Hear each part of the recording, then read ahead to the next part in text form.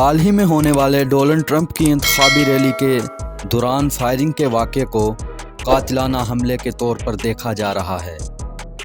امریکہ کی سیاسی تاریخ پر نظر دوڑائی جائے تو معلوم ہوتا ہے کہ یہ پہلا واقعہ نہیں ہے جب کسی صدر یا صدارتی امیدوار پر قاتلانہ حملہ کیا گیا ہو۔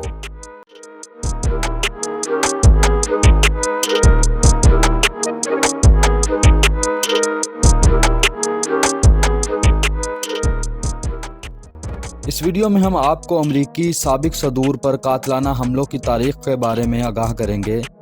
ان میں سے کچھ صدور محفوظ رہے اور کچھ جان کی بازی ہار گئے۔ آپ انفارمیٹیو اور دلچسپ ویڈیوز کے لیے ہمارا چینل سبسکرائب کریں اور ویڈیو کو لائک اور شیئر کریں۔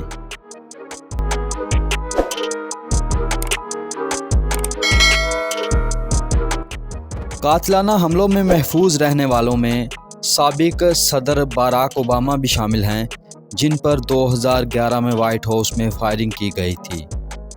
اس سے قبل سال 1981 میں صدر رونالڈ ریگن پر قاتلانہ حملہ کیا گیا تھا، جب وہ ایک تقریب میں شرکت کے بعد واشنگٹن کے ہلٹن ہوٹل سے باہر نکل رہے تھے۔ اس حملے میں رونالڈ ریگن شدید زخمی ہو گئے تھے اور وہ 12 دن ہسپتال میں ہی رہے۔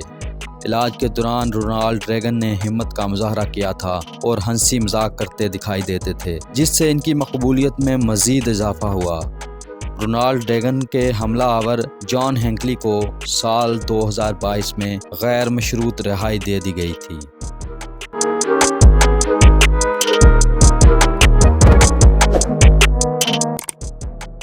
ستمبر 1976 میں ایک خاتون نے صدر گیرالڈ فورڈ پر 17 دنوں میں 2 قاتلانہ حملے کیے تھے، تاہم وہ محفوظ رہے تھے۔ یہ دونوں حملے ریاست کیلیفورنیا میں ہوئے تھے۔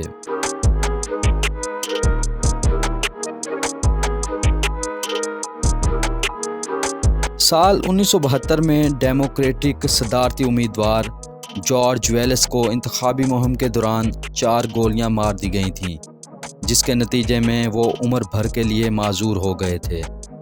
جارج ویلس پر یہ حملہ ریاست میری لینڈ کے شہر لورل کے ایک شاپنگ مال میں ہوا تھا۔ جارج ویلس عوام میں خاصے مقبول تھے اور نسلی امتیاز کے حوالے سے اپنے خیالات کے لیے جانے جاتے تھے۔ ان پر ہونے والے حملے نے امریکہ میں جاری سیاسی کشیدگی اور ویتنام جنگ کے دور میں گھریلو تشدد کے امکانات کو اجاگر کیا تھا۔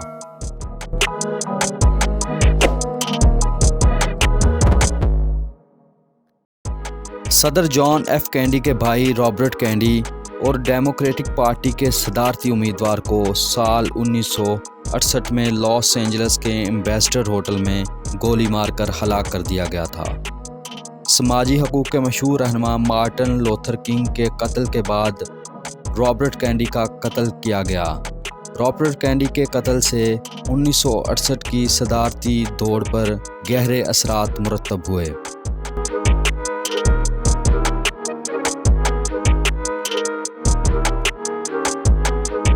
اس کے چند سال قبل 1963 میں صدر جان ایف کینیڈی کو ٹیکساس میں گولی مار کر قتل کر دیا گیا تھا، جب وہ گاڑی میں اپنی اہلیہ کے ساتھ سوار تھے۔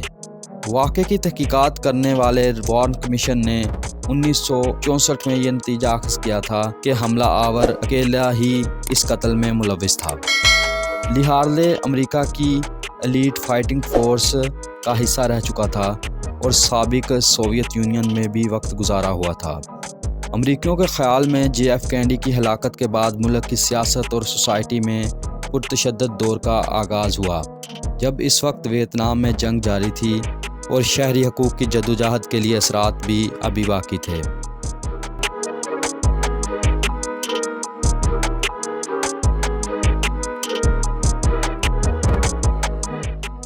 سال 1933 میں نو منتخب صدر فرینکلن روزویلٹ پر ریاست فلوریڈا کے شہر میامی میں قاتلانہ حملہ کیا گیا تھا۔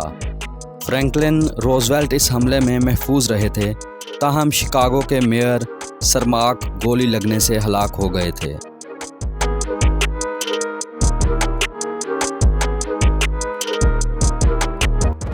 ڈونلڈ ٹرمپ کی طرح سال 1921 میں تھیوڈر روزویلٹ دوسری مرتبہ صدر منتخب ہونے کے لیے انتخابی مہم چلا رہے تھے جب ریاست وسکانسن میں ان کو گولی مار دی گئی۔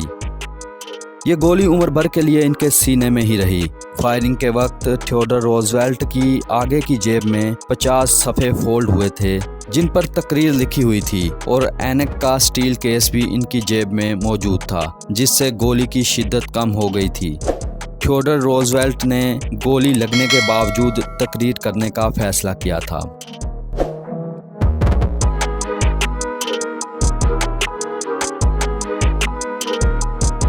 امریکہ کے 25ویں صدر ولیم میکنلی پر 6 ستمبر 1901 کو قاتلانہ حملہ ہوا تھا۔ صدر میکنلی نیو یارک میں ایک تقریب سے خطاب کے بعد عوام میں گل مل رہے تھے کہ حملہ آور نے ان کے سینے اور پیٹ میں 2 گولیاں مار دیں۔ صدر میکنلی کو فوراً اسپتال پہنچایا گیا، تاہم 1 ہفتے بعد وہ جان کی بازی ہار گئے۔ امریکہ کے 16ویں صدر ابراہم لنکن کو 14 اپریل کی شام کو واشنگٹن کے فورڈز تھیٹر میں قاتلانہ حملے کا نشانہ بنایا گیا تھا۔ ابراہم لنکن کو سر میں گولی مار دی گئی تھی اور اگلے 2 دن میں ان کی موت واقع ہو گئی تھی۔